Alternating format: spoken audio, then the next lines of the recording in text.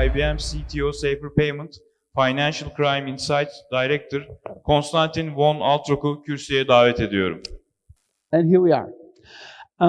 Good morning, everyone. Today, I wanted to take a little bit of time to talk about fraud prevention in real-time payments.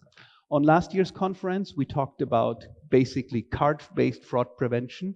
And since real-time payments are the new thing all over the world, we currently find that most of our customers in most of our meetings are mostly interested in talking about real-time payments. So what I want to do is I want to talk about the experience we have with customers all around the world in how to fight real-time payments fraud.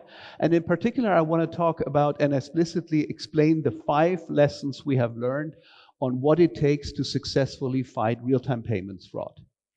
And the other experience is in this market segment, most of our customers don't use safer payments only to fight the actual payment fraud, but at the same time, real-time payments need also to be protected from financial crimes. So most of our customers, especially with these lines of businesses, are using safer payments both for AML and for sanction screening as much as protecting from payments fraud. So to give me a little bit of guidance, I would like to start with a quick poll, and I would like to ask who of you is primarily from a fraud prevention background or level of interest, and who of you is primarily interested and is from a compliance background. So who's payment fraud? Okay. Who's compliance? Wow. Okay. That gives me a little bit of guidance here. So very quick, why are real-time payment systems such a challenge? Well, in the past, the world was easy. You had fast payments and you had slow payments. Fast payments, for example, cards, were liked by customers and criminals basically because they were fast for the same reasons. And by now, fraud rates have been worldwide capped at some 5 to 10 basis points. And since the fee structure of cards is very comfortable, fees are between 1% to 3%, the amount of fraud can very well be absorbed within the level of profitability. Now, with ACH, or as they're called, AFT transactions in Canada, these are slow payments. They may take up to a few days, and criminals don't like them. Criminals don't like slow. Criminals want to run away with the money as quick as they can. So there is actually very little payment fraud in these payment transactions. However, there are also very low fees.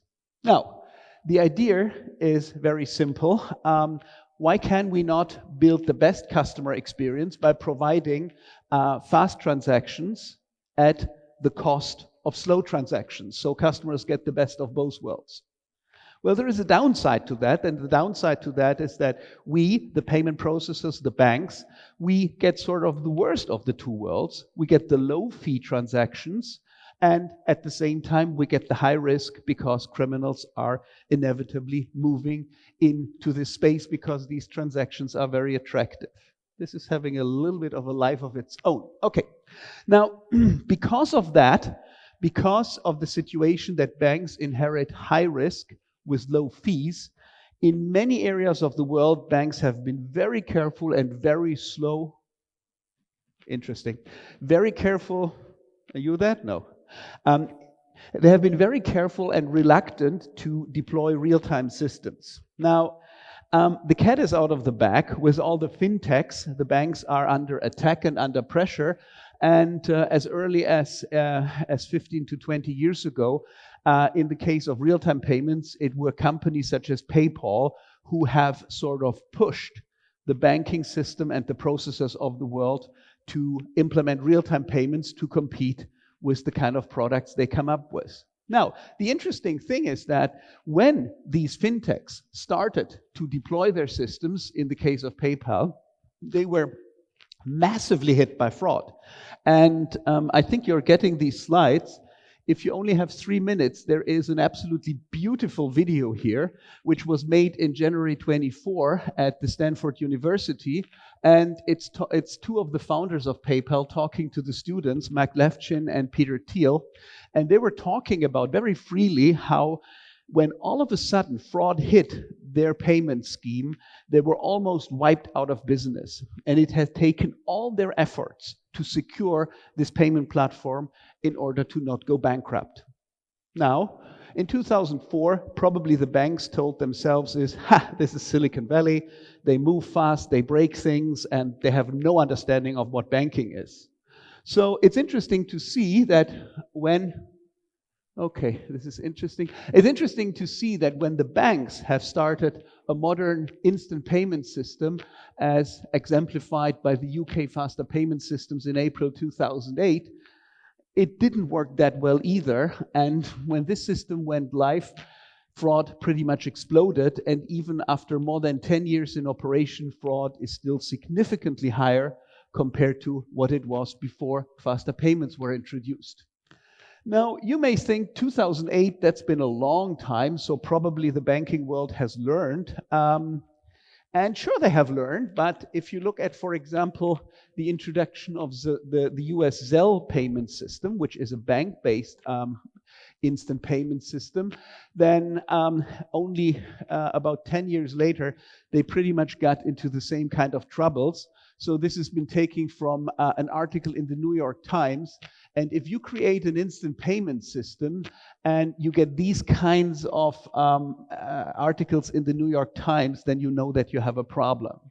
Now, the interesting thing is that this system had been created by a consortium of United States banks as basically a result to Venmo. Venmo is sort of what PayPal was for emails. Venmo is for mobiles, and it became the de facto standards for Americans to pay their gardener, their yoga instructor, and to jointly pay for a restaurant bill, for example. Now, this was a market where the American banks said, we don't want PayPal, we don't want Silicon Valley to take this again away from us. So they started to create Venmo. And even though Venmo was plagued with fraud, it's actually a success. It came later to the market than Venmo. It's now twice as large. It's growing 5 times as much. So this is a good example that if banks do the right thing, well, maybe not initially, but after a while, they can very successfully compete and even defeat initiatives coming out of Silicon Valley. There's also the Australian NPP platform, which had just been introduced, and the experiences are just the same. As soon as you make transactions fast, they become not only attractive to users, but they also become very attractive to criminals. Very quick, what's so hard about preventing real-time payments fraud? Well, the first reason, we already talked about this, it's just a commercial problem. The lower fee structure makes it much harder to absorb fraud losses. So you have to be much, much better in protecting real-time payments fraud compared to, for example, cards. However, there are a few challenges here. For example, the data situation.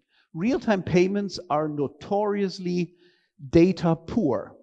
I mean, in essence, what you have is an originator, a beneficiary, and an amount, and a timestamp. That's not a lot of data. And if you compare this to, for example, cards, you have a lot more information in a card transaction. You have the MCC code, the country code, the POS entry mode, the terminal ID, and so on. So that actually makes it kind of hard, especially for, I assume, a lot of you come from a data science background, and without data, you're lost. There's another challenge, the third challenge I want to quickly highlight, and that is that real-time payment systems are typically peer-to-peer payment systems. So you gain some complexity as a result of that. And in a 3 or 4-party system, such as a card, you have a clear issuing side where the money comes from and is being sent to the merchant side, the acquiring side. So that is actually a very simple flow of money. And that is quite different compared to a peer-to-peer system where you have only accounts And if you want to move money from one point to another, you have many ways to disguise the true flow of money. So that's a pretty tough situation. You have very little data. You mostly only have the originator and the beneficiary. And because of the nature of a peer-to-peer system, even that can be disguised by clever criminals who structure and smurf payments. This is, are you pushing my time? Okay, so that's just why fraud prevention in real-time payments is hard. Now, let me show you the 5 major things that we have found working very well to combat payment fraud. Number 1 is something that we call peer profiling. Peer profiling is a technology to, in real time, reconstruct the true flow of money. Because unless you understand who the true originator and the true beneficiary is, both in AML fraud detection and also in payment fraud detection, you don't stand a chance. The next thing is cross-channel profiling. So cross-channel profiling means that criminals are using the siloed structure of banks. And that's both true in money laundering as it is in payments fraud. And without following behavior of customers, behavior of criminals, and following the flow of the money throughout the various silos, you stand no chance of detecting fraud. Number 3, as I said before, real-time payments are a notoriously data poor situation, so using additional data sources is very important. Number 4, which is probably not new to you, since I assume most of you have a data science background, is to use the data science revolution that's out there. And number 5 is apply the principle of agility to modeling. I have way too little time to go deep into them, so forgive me for speeding up a little bit.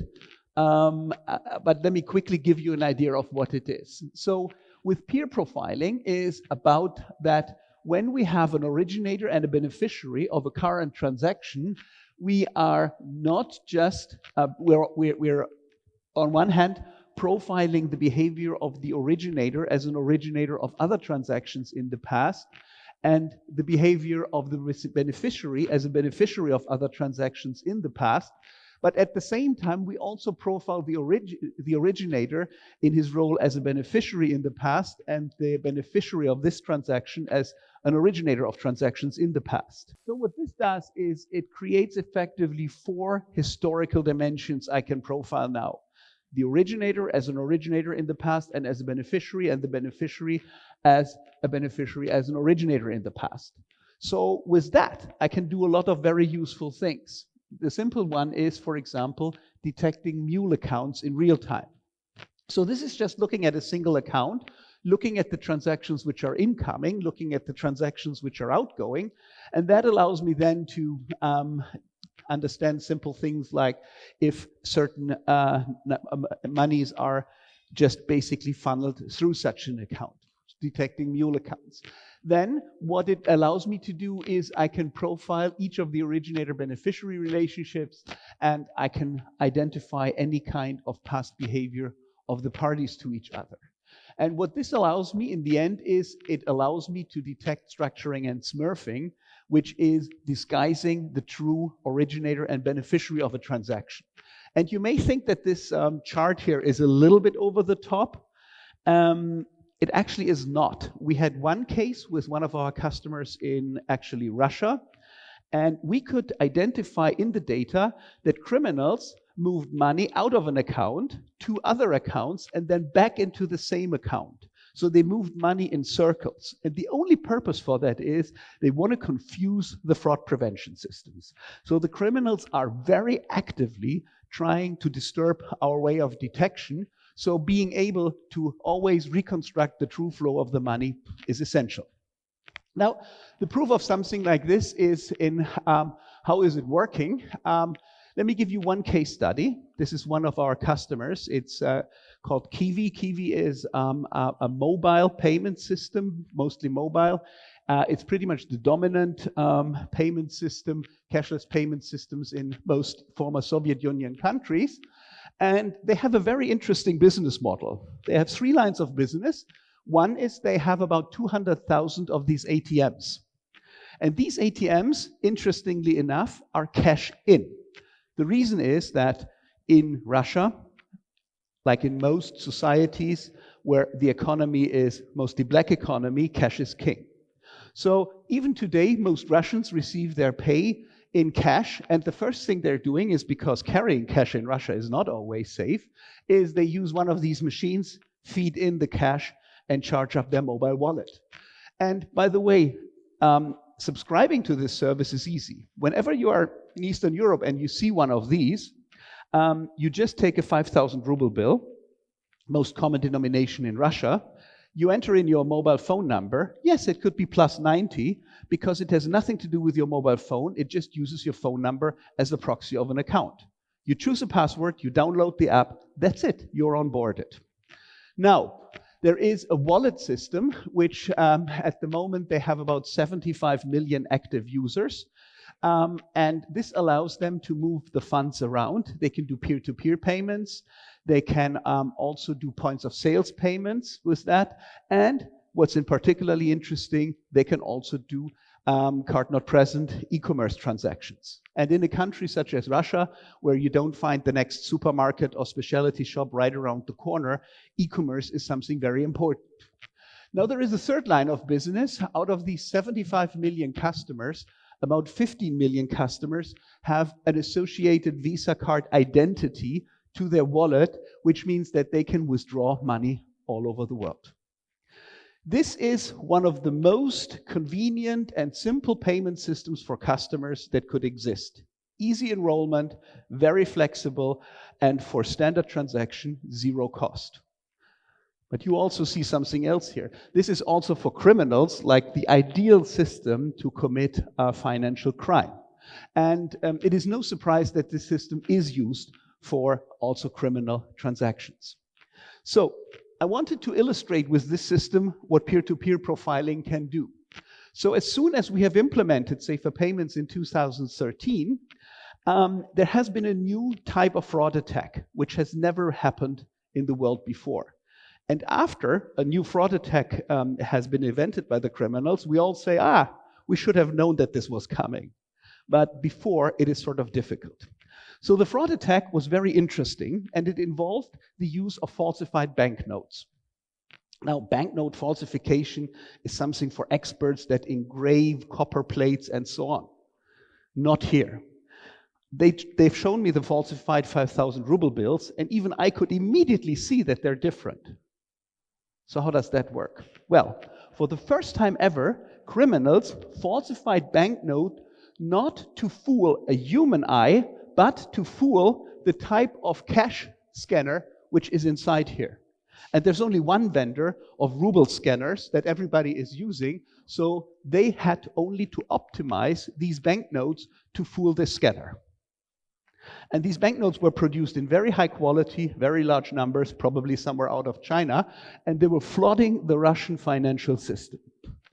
And that was a problem because most financial institutions in Russia basically had to close acceptance of 5,000 and 1,000 ruble bills. And for Russians who are using this system to pay, for example, their auto installments and so on, or their utility bills, that was really a terrible time until they have recalibrated all the scanners there.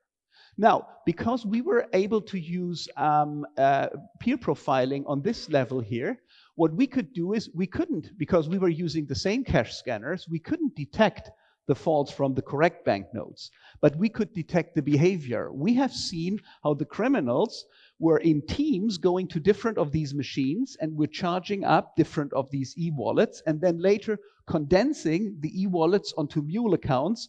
And then right before they would try to take the money out of the system, we could stop the transaction there. And that's very powerful because we could see how all these money was flowing into one direction to be taken out, and that we were able to do with a very high accuracy, and we could then avoid that the money was getting out of the system.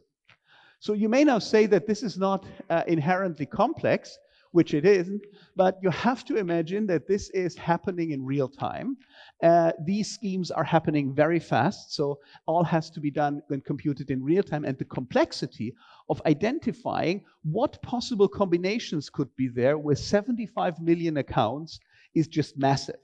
So this is actually a problem of computational complexity, and we have to be able to profile thousands of transactions per second. Okay, that much about peer profiling. Cross-channel. So state of the art in fraud prevention is the profiling of single channels, and that has been done since 25 years, so any further progress is slow.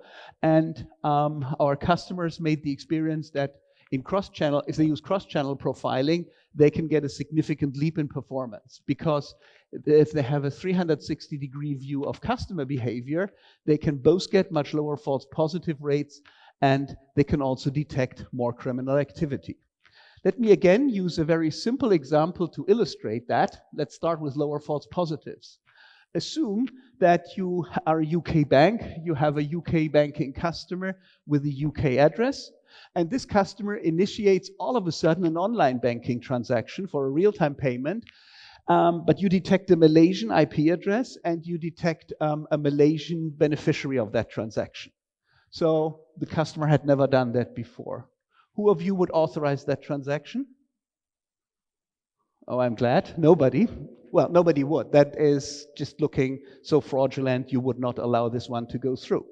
Now, if you would have cross-channel profiling, in other words, if you would combine the information in the online banking channel with information from, let's say, cards, you could have seen that your customer has made the purchase of an expensive airline ticket, which is not obviously in country, but is long distance. And you also see that there was cash withdrawal from a Malaysian ATM. So at the very least, if this was a criminal, he would have known the PIN number.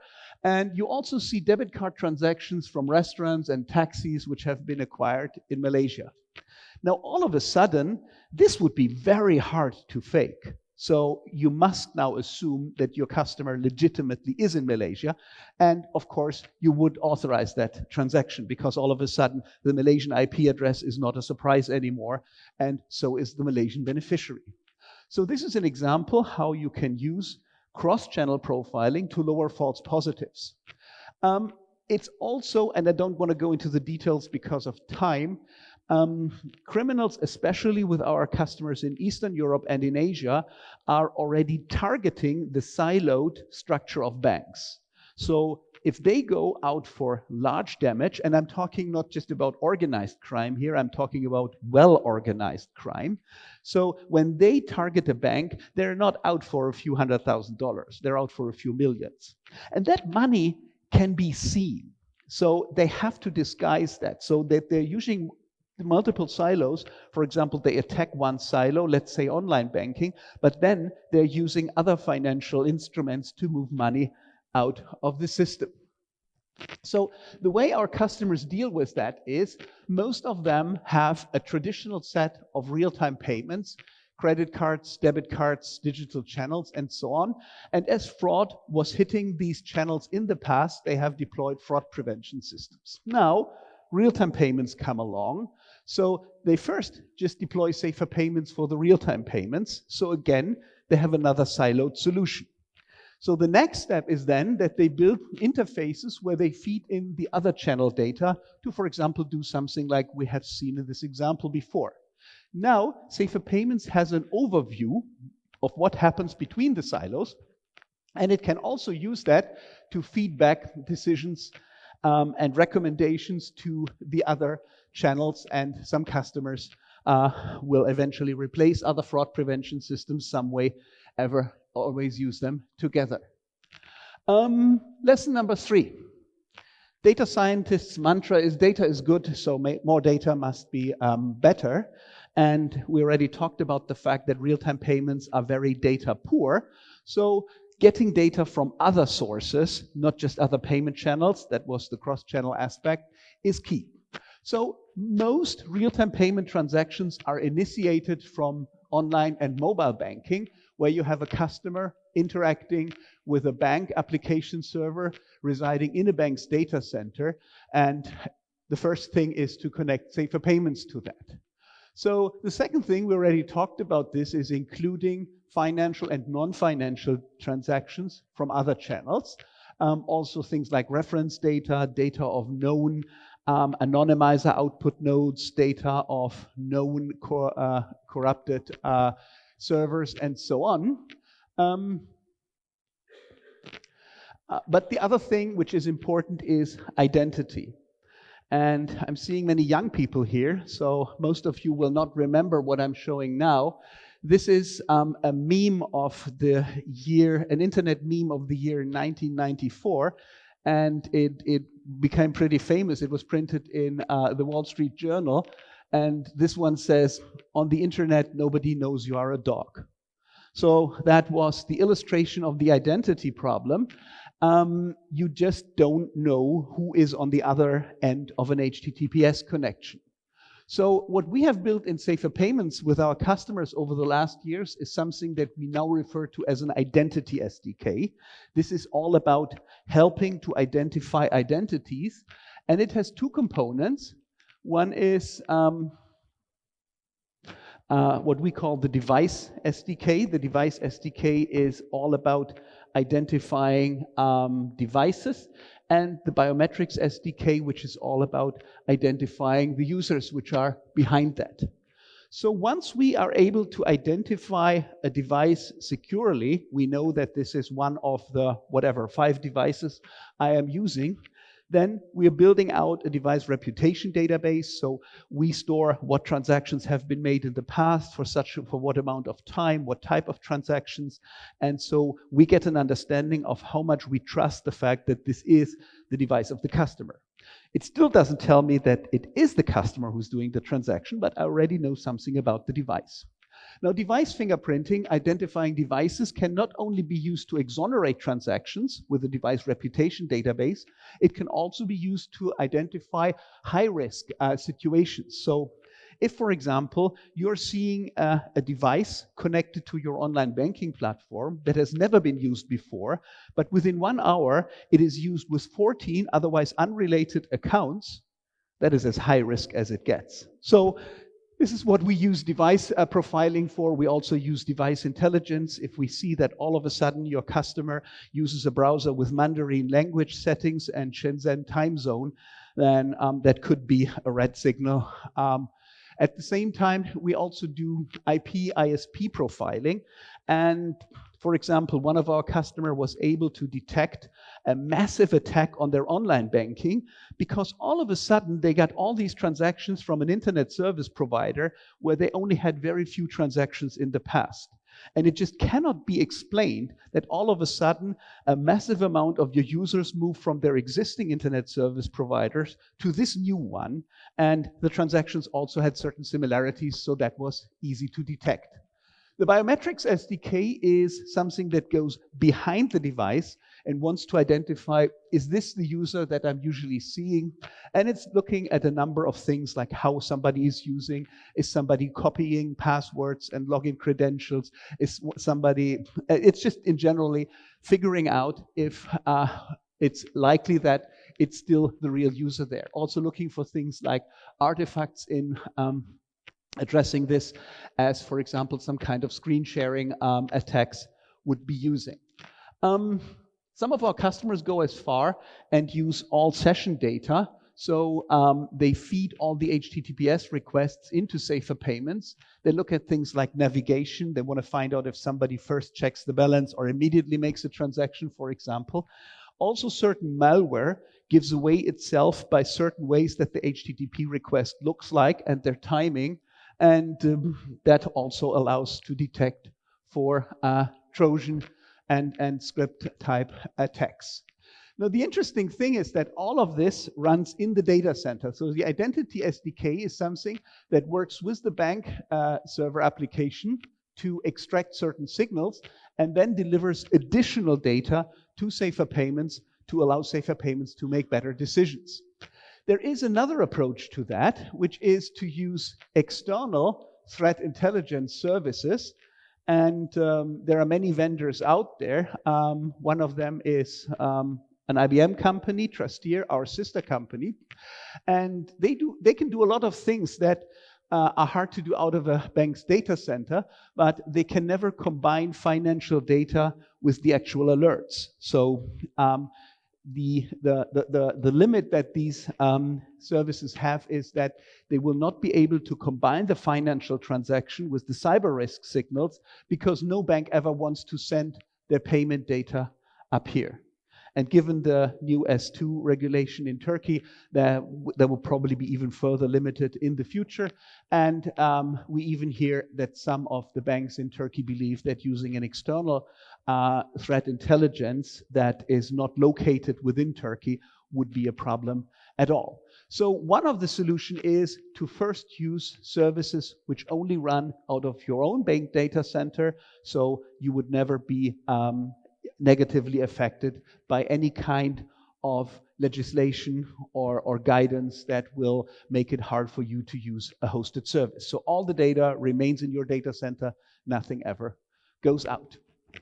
Number 4, I think it is almost impossible to be in our industry, and yeah, I apologize for the slide. This shouldn't show at this moment. You should have that shock moment in a few seconds, but I'm having a bit fun with this one here. So unless somebody has lived under a rock for 50 years, they must know that the AI and machine learning revolution is in particularly fueling fraud prevention. A lot of scientific progress is driven by open source tools and by data scientists. And now many of our customers are hiring a new generation of data scientists that come right out of college, and they're used to certain type of tools. So we decided that we completely open safer payments for these tools and technologies. Our customers want to make a decision for a transaction platform that's bulletproof, resilient, redundant, gives them 99.999% uptime, processes tens of thousands of transactions per second, has the full stability and bulletproofness of an IBM product, but at the same time, they want to be open to all the innovation that comes from the open source movement. So what we have done is we have completely open safer payments so that we can allow models to be created with our own tools, with our own technologies. Of course, we can import models that have been generated with SPSS or with Watson Studio. If we wouldn't have done this, I would get into trouble with my colleagues. But we have also opened it for open source software, such as R, for example, or H2O, or some of our customers use TensorFlow, for example, to create models. And as soon as they have created these models, they can run them inside the safe and bulletproof environment of a safer payment. And we don't just stop with open source. We're also allowing models, for example, of our competitors to be ingested. We have a significant number of customers who historically use SAS for their model generation. Yeah, I know, probably not in this audience, but we just ingest these models as well. Now, you may ask yourself is, why do I need something like safer payments if there is all this wonderful open source software out there? And the answer to that is this very complex chart. I think by now you know that I'm not a salesperson. Because all these components here are in the end needed when you want to do fraud prevention on an industrial scale. And you may say, no, I don't possibly need all of them. Well, we'll spend some time together and I'm pretty sure you will agree, yes, at some point we probably need that. So I'm not going to explain this. Don't worry, your lunch is safe. Just to give you a little bit of an idea, down here is the real-time path. So here's where data comes in, batch data, reference data, non-financial data, but also transaction requests. We have various ingestion capabilities, transformation, conversion, pre-processing, mapping, indexing, sequence merging, behavioral profiling, and then replication within a clustered architecture. So this is how data comes in. Works together with a real-time database, which is dual-parted. So at the same time it supports the real-time part, it also supports a virtual simulation layer, which allows us to build any number and any type of sandboxes virtually. So this allows data science to do all kinds of analytics, but also do all kinds of model generation and model creation. So when we create training data, let's say for SPSS, then it's not just raw data. The data has already been transformed, normalized. All the feature extraction, which we call behavioral profiling, the data scientists would call it feature extraction, is also done here. So we can deliver training data into an R, into an SPSS, into a SAS that is ready to use. And then whenever a model is generated, it can be exported back with either as PMML files or as Python code or as Java code or whatever they can export. So this end here, this is the actual decision engine. So this is making decisions in real time, which are either creating scores or yes/no decisions. There is a complete modeling lifetime management layer here, which contains all the regulatory things. Then there is something we call the model factory. The model factory is our ability to not just use one type of model, but to use any type of model and to combine it. The experience of our customers is to get to extraordinary results. You don't just use one tool. You don't just use one type of models. So they typically use multiple models and then combine them with decision rules. So we have internal training here for artificial intelligence and for decision rules as much as external. I'm running out of time, I know. So let me come to my fifth lesson. The fifth lesson is to apply the principles of agile into modeling fraud models. So I frequently talk to data scientists that are new in the area, that come new into fraud prevention. And the first thing I have to explain them is that payment fraud prevention and also financial compliance is very different from the other kinds of applications data science is used for. Because let's say you're using SPSS to predict the probability of a volcano to explode. In this case, the volcano is not actively trying to hide its intentions. In payment fraud prevention, you are dealing with a live, creative opponent, which is actively trying to hide his behavior. That's all they do. So what I'm trying to explain data scientists which are new into the field is, don't party too early. Let's say you create a wonderful model. Let's say you create a prediction model that predicts fraud with an accuracy of 90%, a very low false positive rate. So you put it in, your fraud losses is dropped to 10%, you are the greatest guy in your company and you want to party. So my recommendation is party quick. Because what you're doing at the same time as you are detecting 90% of the fraud, you're taking away 90% of the income of a criminal who also has a family and hungry children in front of the refrigerator. And this guy now is highly incentivized to figure out how he finds ways around your model. So your model will lose performance the better it is. So you become a victim of your own success. If you create successful models, the other side will try to work around that. So this is highly dynamical, which it's not the case with volcanoes. So you need to speedily adapt your fraud defenses, otherwise you're losing that performance. Now the problem with that is that artificial intelligence and machine learning type scoring models require lots of training data before they deliver accurate results. And if you are doing payment fraud prevention, you're not like Google doing self-driving cars.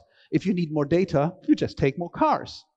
But in payment fraud prevention, you cannot do that. You cannot artificially generate more transactions.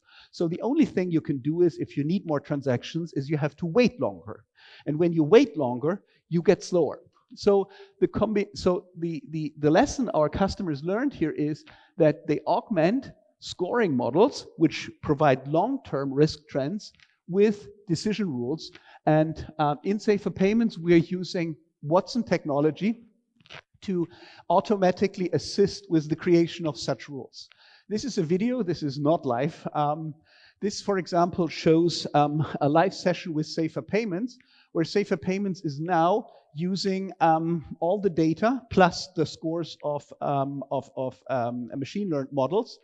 And it's now, for example, taking things like it's looking at a certain score interval. It's combining this with behavior. So the most used merchant category code, this is an example of card data. If it's one of them, that kind of a score interval, response codes of transactions before like this.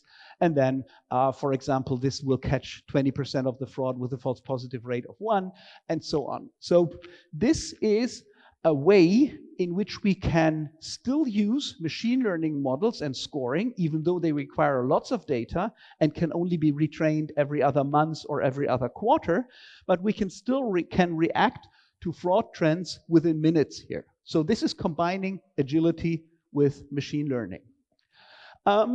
Let me talk a little bit about the proof of that, where this has been used.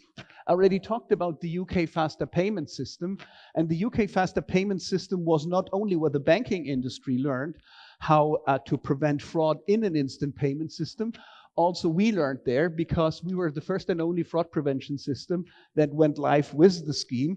And to be honest, the idea of peer profiling didn't come out of some scientist's head. It came when we have seen how clever the criminals were disguising the true flow of money. So we had to come up with something that was working. I already talked about Kiwi, I already talked about Australia. So in the interest of time, let me talk about some of our customers in the area of banking. And let me just use these 4 here to illustrate different aspects. They all have something special. Special with UniCredit is that UniCredit is heavily attacked by sophisticated malware. So they decided to feed each and every HTTPS request into Safer Payments. So we scrutinize up to 40,000 transactions per second with Safer Payments on the Italian, Austrian, German, and Serbian portfolio. So that is sort of interesting because that has never been done before. Nobody ever has used every single HTTPS transactions. And they use this because malware, if it is scripted, typically gives itself away through some kind of speciality in those transactions. The next one, Commerzbank, a large private bank in Germany. So the new thing here is that their most dangerous fraud pattern was exactly what Vincat talked about before. Somebody calling in the bank to defraud a customer. It's also known as CEO fraud. And especially in Germany, where banks are not considered to be an art form, like in the UK, banks in Germany are considered to be something that has to support the machinery industry, the automotive industry, and so on. So they have a special attention to also protect their customers, because this is not actually payment fraud, because typically the company is making a transaction which they believe is correct and was asked for by the CEO, but in fact is fraud. So this is interesting because this is a payment system fraud prevention application, not protecting the payment system, but protecting the customer from doing the wrong payment. So that's why I've highlighted it here. Bank of New Zealand is interesting because not only is this a multi-channel application, which includes financial compliance and payment fraud, also because this is our first entirely cloud implementation. Now you may say, wow, you're IBM, you're in the cloud. IBM says this since many years. Well, it's a little bit different with real-time payments because the real-time world, because of its millisecond nature, so far has resisted pretty much to go into the cloud. So as much as you hear about the cloud, when you talk about real-time processing, still, dominantly most of the transaction processing in the world is done in processors or banks' data center. So we only recently see that customers are moving into the cloud, and that for us a year ago was our first full cloud implementation. Let me also talk about real-time payments on a switch level. One of our customers is actually a country, the national payment switch of France, with a total volume of 33 billion transactions per year. And they were kind enough to also talk about numbers. They sit on top of all the French banks, all the issuers, acquirers, and transaction processors. They're a national switch. Every transaction goes through that national switch. And not just cross-border, also domestic and on-us transactions. And Stead was kind enough 3 weeks ago on Cybos, saying that we are currently saving an additional $230 million per year of fraud net losses. Gross losses would be more in the area of half a billion dollars. And what is very important is to notice that this is done at a false positive rate of 1-to-1, mostly in cards. In the United States, still false positive rates between 1-to-10 to 1-to-30 are standard. So this is ultra high accuracy. And from the data I've seen, I'm pretty sure if they would be willing to relax this to about 1 to 4, which still would be a good false positive rate, they would get to about $500 million savings in addition to what the decentralized fraud prevention systems are doing. There is a very nice video interview with their CEO. I believe you are getting these slides. So it's only 1.5 minutes, but it's very interesting to see. Also on SIPS, 2 weeks ago, SIPS, a similar processor located in Portugal, but mostly processing transactions in Africa and Eastern Europe, a total of 4.6 billion transactions, was also kind enough to publish numbers. So they said since the introduction of safer payments, they are experiencing a 70% reduction of fraud, but they have a more relaxed false positive view on that. SIPS talking on at the conference, and we now have a video. It was still in editing, so I didn't have a link here, but I'm sure we can provide this from the organization. The CEO of SIPS is also explaining how they were using a new data science team to create artificial intelligence models using all kinds of open source tools and IBM Watson as well.